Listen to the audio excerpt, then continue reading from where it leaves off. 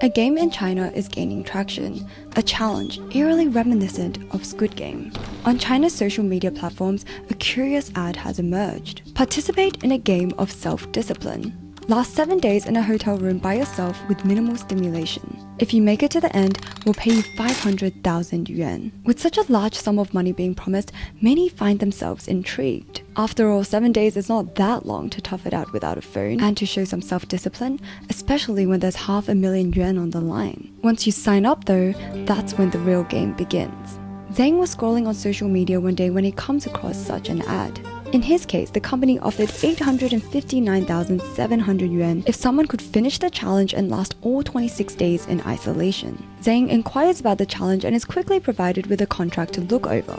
The organizing company will provide him with a hotel room, which he must stay in to complete the game. He will be filmed the whole time. His face must always be visible on camera. He is not allowed any social interaction, though Zhang is allowed to bring some forms of entertainment, such as his phone. But there are strict limitations on how long he can use it each day. He will be fed meals 3 times a day, and his payout is staggered. If he can last in the room for 24 hours, he is rewarded with 600 yuan. If he lasts 3 days, the reward balloons to 6,600 yuan. 5 days, 26,000 yuan. 10 days, 86,000, and so on. Let me put this payout into perspective as well. The median income in China is around 26,800 yuan per month. And this organization has just promised if you can sit in a room and do basically nothing for 5 days, you can get someone's monthly salary. Zhang takes a look at the contract and feels pretty good about his odds, so he signs it. But before he can enter the game, there is a bit of a catch. He has to pay 6,900 yuan to participate.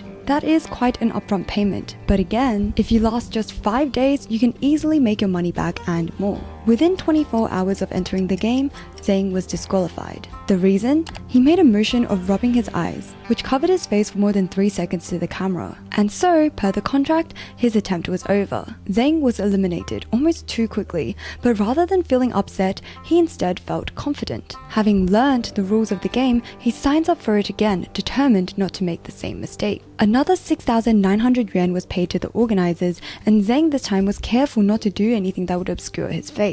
He manages to get past the first day with no problem.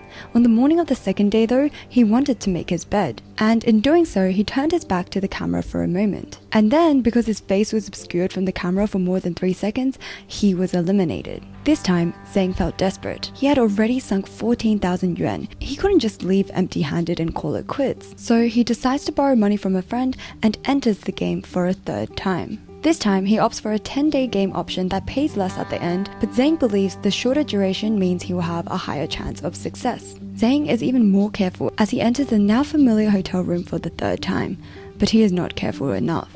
During his 3rd attempt, he gets up at one point in the room to exercise, and his range of motion covers a few beer bottles that were visible on camera. This was also somehow an offense, and Zhang once again was eliminated from the game. Zhang in total spends 20,000 yuan in sign-up fees, and is no closer to becoming 860,000 yuan richer than he was at the beginning. You and I could probably tell from Zhang's very first experience in this game that these organizers were never going to let him walk away with the prize money. These simple rules could not be enforced in more arbitrary ways. Clearly, participants fail however organizers want them to fail. Like, look at another player, Wang, who was 7 days into his challenge when someone knocked on his door. He didn't know who it was, so he replied with a and he was immediately disqualified for having social interaction with another person. Or another player who paid 8,888 yuan in sign-up fees, which ironically is a number thought to bring fortune in Chinese, only to waste 17 days of their life in isolation before they were told that they had failed the game. The reason? They picked their nose, and it broke the rule for carrying out indecent behavior.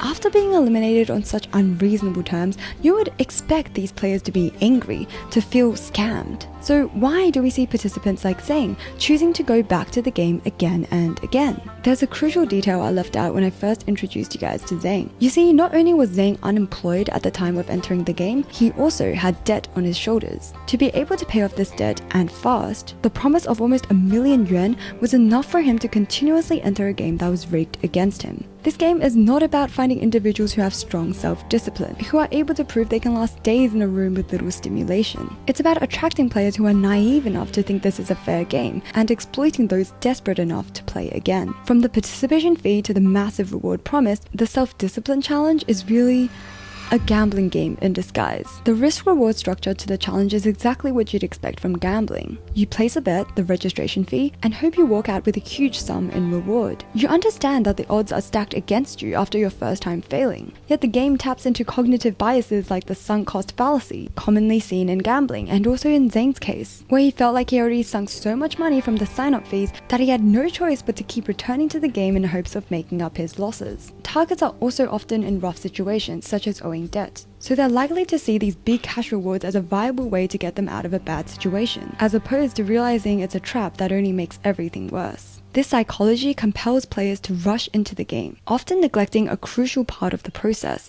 signing the contract, the very document organizers fall back on when determining what led to a failed attempt. What you're seeing now are real pictures of a contract that was signed by a player who entered a 45-day isolation or self-discipline challenge. And look how vaguely worded their rules are. Like Rule 5, Party B shall not make any loud noises during the challenge and shall not affect other challenges, otherwise the challenge will be deemed a failure. You know what, I wouldn't be surprised if a participant let out a fart and the organizers were like, yeah, pack it up, that was a real ripper, you're out. Or Rule 7, if Party B feels physically unwell or has adverse mental reactions during the challenge or behaves in an unusual manner, it will be deemed that he or she is not suitable for the challenge and Party A has the right to terminate the challenge. If it wasn't for the fact that these organizers were putting participants in detrimental situations like isolating themselves for 45 days, I might actually think they cared. And again, look how open to interpretation the phrase behaving in an unusual manner is. Oh my god, they're pouring milk first and then cereal? That's criminal. I want them gone. These terms are so easily exploited and the contract is riddled with them. Instead of putting yourself through 45 days for nothing, could you actually use that time and leave with something more valuable than money, like picking up a new language for life? Because ExcelMandarin in 4 weeks can help you cover the basics of Mandarin and set you up with solid foundations for the rest of your language learning journey. Learning Mandarin is painful, but ExcelMandarin has your back. For starters, have you ever seen a meme page dedicated to explaining grammar concepts? No, you haven't, and it gets better. ExcelMandarin focuses on keeping their classes small, with a 4:1 student to teacher ratio. The vibe in the class is super interactive and engaging. Take a look at some of the class interactions. 你是美国人吗？对啊，我是美国人。对， I knew the answer, but it's an easy one. Are you American? 80 to 90% of ExcelMandarin's class time is spent on listening and speaking. At the end of the class, there's also a Q&A session to address all of your questions, which is super helpful. If you've always wanted to learn or try Mandarin, ExcelMandarin is the way to go. Soon, instead of just saying 早上好中国，现在我有冰淇淋 you'll be able to say so much more. ExcelMandarin offers a free trial class, so make sure you take advantage of it with the link below. And thank you ExcelMandarin for sponsoring this video. Now, going back to the reality in the room.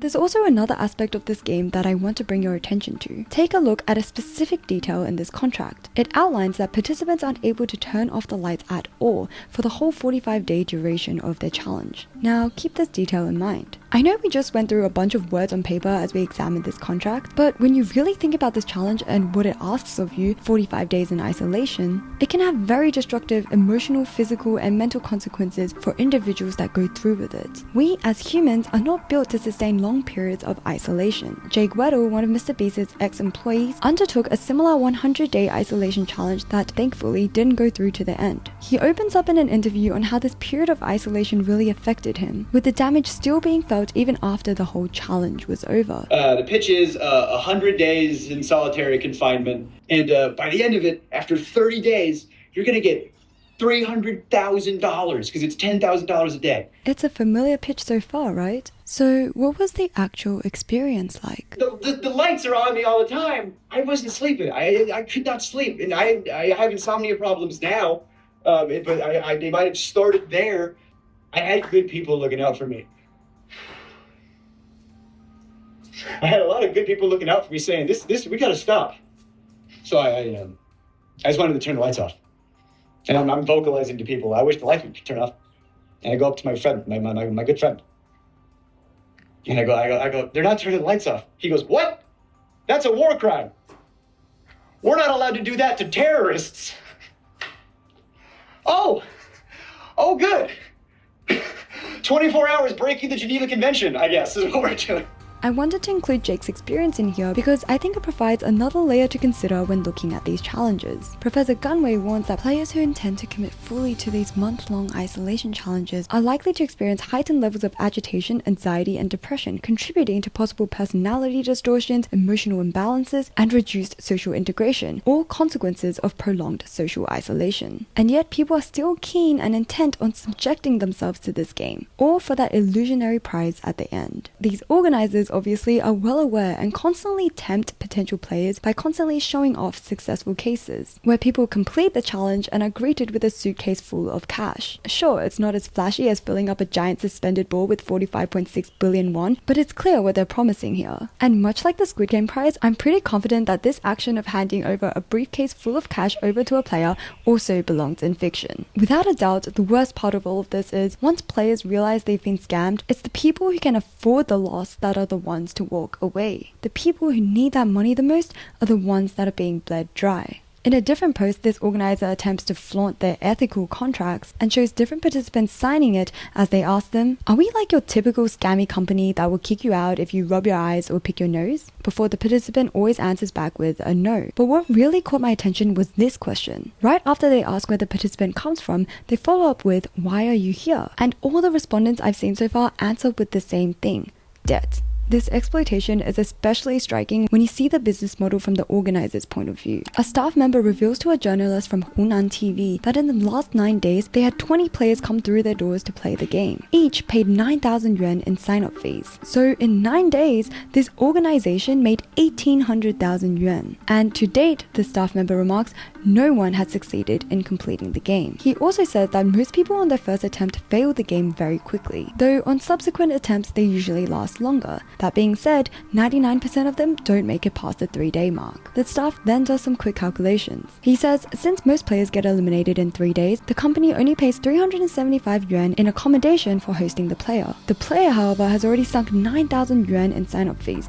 and they're often itching to try again. He then adds some people get knocked out in as quick as 15 minutes. That's 8.8k of profit in 15 minutes. And they probably don't even need to pay for that overnight room fee because their participant is already gone. This game, framed as a challenge in self-discipline, is a scam at best and just plain dehumanizing and exploitative at worst. It preys on a person's desperation and exploits someone's willingness to endure psychological harm for the illusion of a life-changing reward. So what is being done about this in China? Zhang, who we mentioned earlier, has sued the organizer of his self-discipline game. Zhang's lawyer stated that the contract signed resembled a wager, and many of its requirements went against basic human physiological needs. The agreement was also unilaterally drafted by the organizer, with ambiguous terms that lacked fairness. Zhang's lawyer asserts that such challenges are extreme psychological tests that harm mental health, and the company's behavior constitutes fraud. In response, the legal representative from the organizing company has said that Zhang's accusations of fraud are unfounded, citing a case where a participant did complete the challenge and won 220,000 yuan. But how many people had failed for that one case to succeed? And is it not a problem that you're only bringing up one successful case here? There may still be hope for Zhang though, as a previous court case involving another player, Sun, was ruled in Sun's favor. Sun had failed his challenge on the 3rd day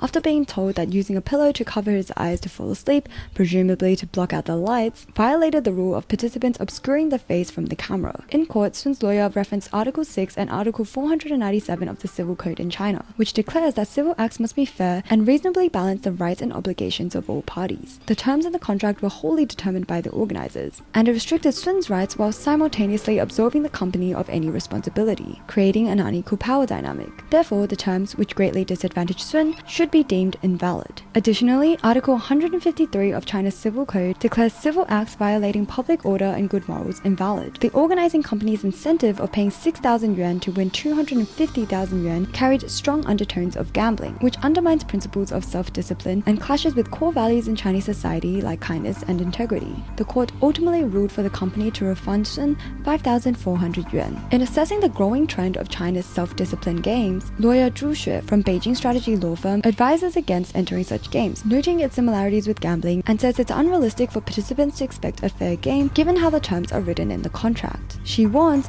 people should avoid blindly joining such challenges for the prize money. But if there's anything we know, many of these participants aren't blind to the nature of the game. They're just desperate enough to think that these odds are their best bet. The exploitation of disadvantaged groups is unfortunately commonly seen. Netflix's Squid Game starts off with exactly the same premise, as debt-ridden participants are recruited into the game. The show's critiques of hypercapitalism and its portrayal of how the struggles of the poor are commodified for profit was inspired by real social-cultural problems in South Korea, like rising debt levels and systematic inequality. So it's not a shock for us per se to see parallels being drawn between the series and in real life. That being said, China's self-discipline games poses quite a few eerie similarities to the show that are hard to ignore, and it was chilling for me to see not just how many people were willing to sign up for a game fully intending to go through with it, but how many kept going back for another try. Thank you for watching my video. I just finished editing the video and there's actually so much to think about.